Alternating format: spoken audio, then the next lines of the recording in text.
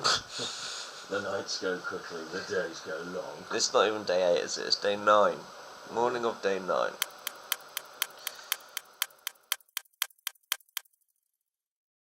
Motivation to get out of bed at the moment is pretty much zero. Today we are going to Pourcain to Sioule, which is somewhere around about 100 miles once again. I've got 800 miles to get this. That's a cup of tea in bed. Who has cream these days? Clearly the French in Lyon.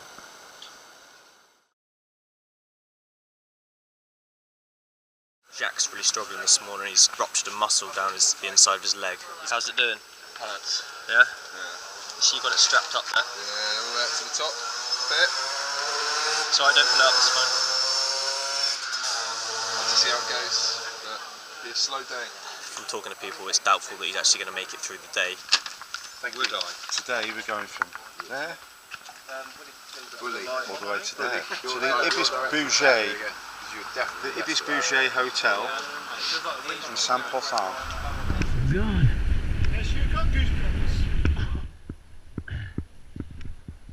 A couple of big ass hills coming out of Lyon. I'm worried for Jacques' sake because it's going to put a hell of a lot of strain on his inside thigh muscle. But here come Jim and Jacques now, and Jim has some words of wisdom that just might help. You've got to go up to go down, and you've got to go down and go up. It's as long as it is short, swings and roundabouts, six of one, 3 of the other, I don't know. Not sure that's going to get us too far, Jim. Still, maybe Matt has the answer.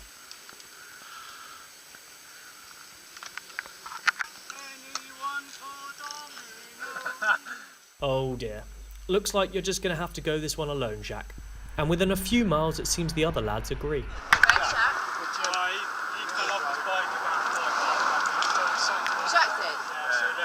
was just running the full off the hill. So Jacques fell off and you left him behind?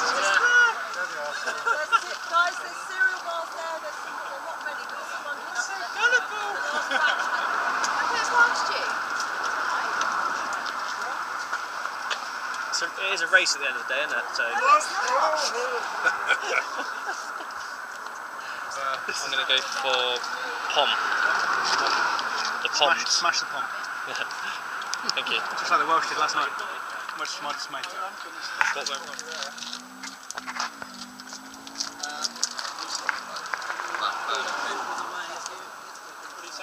This hasn't really tweaked too much. Hasn't tweaked too much yet, that's what I like to hear. Hopefully be on the road with you again tomorrow. Oh, that'd be nice.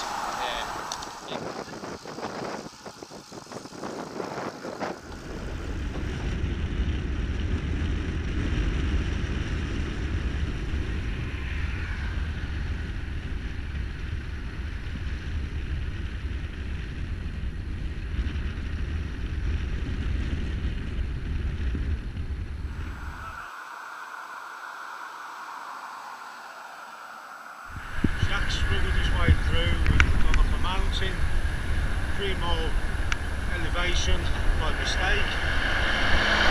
The descent was very good.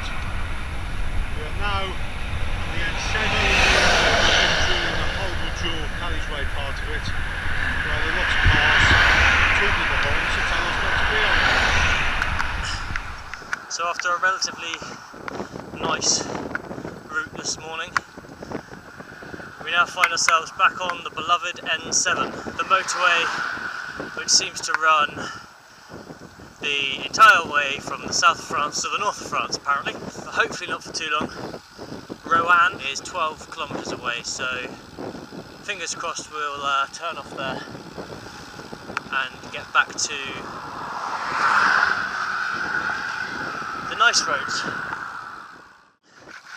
So we just came off the N7 at Roanne and we had a little vote and we said those in favour of continuing on the N7 raise your hands, and there was about 3 or 4 people, and then we said those in favour of finding a different route raise your hands, and naturally that was the rest of the group, which is about 5 or 6 people. Somehow we find ourselves back on the N7.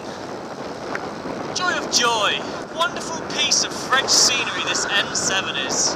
That's why I travelled 1,000 miles to fly to Rome and then cycled 900 miles so far. Oh buddy, it's a lovely road. These concrete bridges, they're just marvellous. Architecture, just amazing, simply beautiful. A few miles later we stop for a break, where I'm praying Yvonne can help ease our pain. Guys, we're Roanne. We've just come through Roanne. You're actually at a place called Mubley. You've got a choice. You can come up and you can come across this little road to Cousette and Vichy. The other alternative is to stay on the N7 to La Police, and then you try cutting across. You're going to have lunch at Chogli. I can tell you, you will not make lunch for 2 o'clock. It'll all be closed. Elsa and I don't want to really stay too far away from Jacques because we're a bit concerned about his lungs, his abductor. It's not actually ruptured, but it's pretty close to being worked to its full capacity. So we're just a bit concerned that if it does go, we're going to have to be on hand to at least pick the pieces up. I don't think it's beyond gaffer tape, I'm afraid. She's strapping him up now, and in fairness, he's done half of the miles today already, which is 60 miles. Am I being daft?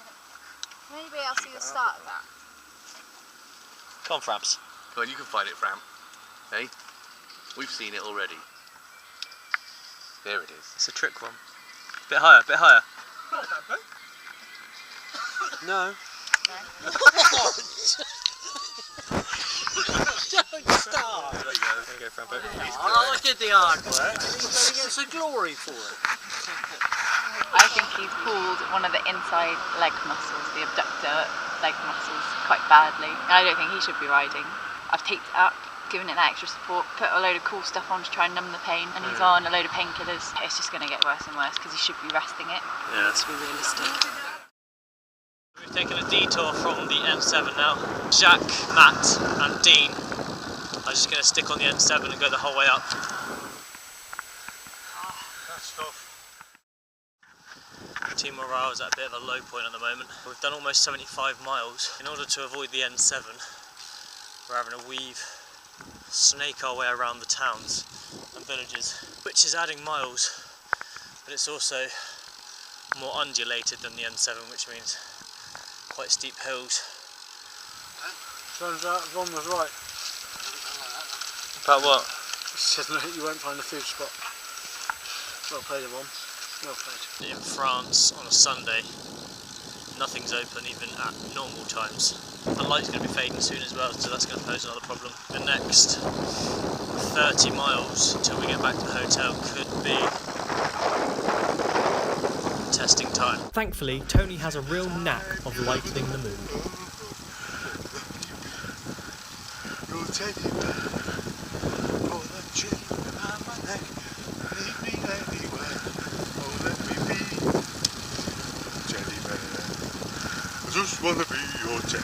As the day rolls on, our lack of a good meal becomes a real cause for concern.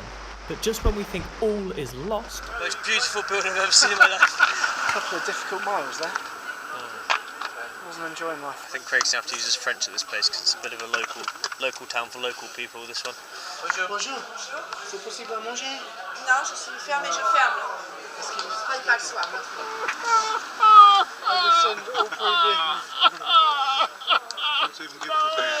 So La Police had no food for us, even if they just give us a bit of bread, might help us keep us going.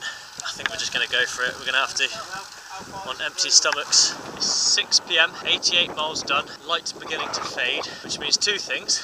One, it becomes a little bit more dangerous, but two, it becomes bloody cold. And all I got is this top and these lycra shorts.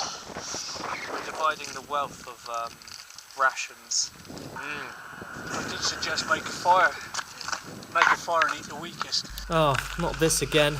Thankfully, we find food at last. Oh, and Cannibal Paul kindly lent me his jacket. We just found this restaurant about 15 miles from the hotel. Craig's delighted because they do lasagna and he's been craving lasagna for 2 weeks.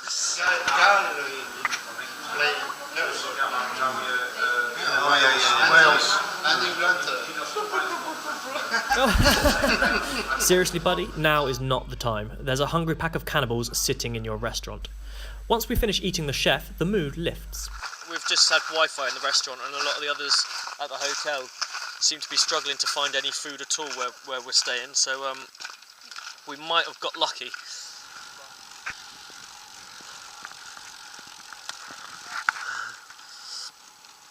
As you can see, the sun has gone down, it's getting dark, it's cold. I don't know if you can see anything or even see me or even hear me, but not far now, I think maybe 6 miles or something. It's pretty much pitch black. It's all good. Safety in numbers. But here is the Ibis Bouget that we've been searching for 12 hours. Jacques. Ah, Jacques. Yeah, how's he doing? Still in the same amount of pain. He said the strapping helped a little bit, but you have to stop and give it a bit of a snip to loosen it off. He went and saw me and Yvonne, but his whole body is a mess. Like, everything's just tight and falling apart. He's not stopping unless he falls off the bike and breaks a leg, I think.